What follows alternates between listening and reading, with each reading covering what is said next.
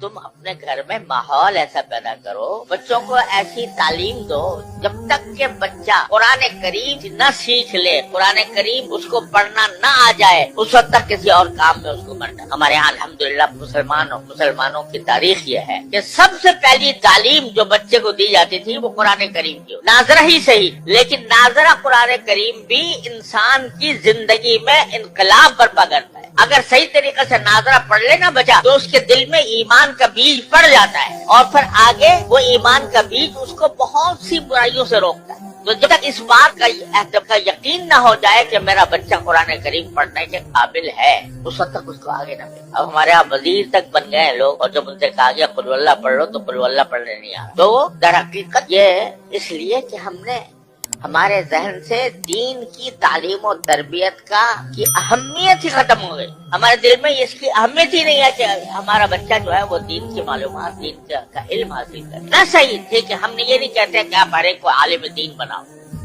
हर एक आलिम दीन मतलब भी फर्ज नहीं कि आप पूरा दरस निज़ामी पढ़ाओ 8 साल, लेकिन अगर कम से कम जो इंसान के जिम्मे फर्ज ऐन है उसका इल्म तो बच्चे को हर हाल में होना चाहिए। और उसके लिए किसी ऐसे दर्जगाह, अल्हम्दुलिल्लाह अब ऐसी दर्जगाहें मौजूद हैं जिसमें जो दुनियावी तालीम कहलाती है वो भी अल्हम्दुलिल्लाह उसमें पढ़ाई जाती है, और उसके साथ साथ उसको मुसलमान बनाने की भी फिक्र होती है, उसको दीनी मालूमात भी फराहम की जाती है। ऐसी दर्जगाहों के अंदर उसको भेजो। जब तुम खुद ऐसे दर्जगाहों में भेज दोगे जहाँ पर इल्हाद और बेदीनी का चर्चा है, तो फिर वो उसकी जिम्मेदारी तुम्हारे ऊपर आयद होती है कि तुमने ऐसी जगह भेजा क्यों। और दूसरी बात ये कि अगर फर्ज करो कि कोई बच्चा आपने किसी दरगाह में भेजा, किसी स्कूल में भेजा, वहाँ पर दीन की मालूमात उसको हासिल नहीं हो रही, दीन का इल्म उसको हासिल नहीं हो रहा, तो कम से कम इतना तो कर लो कि अपने घरों के अंदर थोड़ा सा वक्त अपने बच्चों के साथ ऐसा निकालो जिसमें कुछ दीन की मालूमात बच्चों को फराहम की जाए। कम से कम सीरत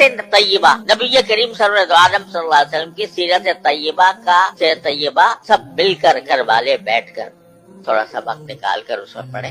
उस सीरत तय्यबा में नबी करीम सल्लल्लाहु अलैहि वसल्लम के हालात जिंदगी भी हैं, उसमें नबी करीम सल्लल्लाहु अलैहि वसल्लम के अखलाक भी हैं, आपकी मुआशरत भी है, आपके सिखाए हुए आदाब भी हैं, वो सारे के सारे इकट्ठे बैठकर पढ़े। इसमें क्या मुश्किल काम है। रात को थोड़ा सा वक्त सोने से पहले अपने सारे बच्चों को जमा करके और उसमें खुद नबी करीम सल्लल्लाहु अलैहि वसल्लम की सीरत तय्यबा की कोई किताब पढ़ लो सब बैठ के, तो कम से कम घर के माहौल के अंदर एक ऐसा मदरसा कायम हो जाएगा। और ये असल मदरसा है। नबी करीम सल्लल्लाहु अलैहि वसल्लम के बारह कोई बाकायदा मदरसा नहीं होता, सुबह था जिसमें सहाबे किराम मुख्तलिफ इलाकों से आकर थोड़े से पढ़ गए थे, वो उन्होंने तो अपने आप को खास कर लिया था इसके लिए। लेकिन हर सहाबी का अपना घर खुद मदरसा था दीन का। हर सहाबी के घर में तज़किरे नबी करीम सल्लल्लाहु अलैहि वसल्लम की सुन्नत की होते थे, आपकी सीरत के होते थे। उसके नतीजे में जो औलाद पैदा हो रही थी वो औलाद भी सीरत और सुन्नत के सांचे में ढली हुई थी। इसमें क्या मुश्किल काम है। मैं कहता हूँ 15 मिनट निकाल लो, 15 मिनट रोजाना, और उसमें नबी करीम सल्लल्लाहु अलैहि वसल्लम की सीरत तय्यबा पर मुश्तमिल कोई किताब पढ़ी जाए और पढ़कर बच्चों को उसका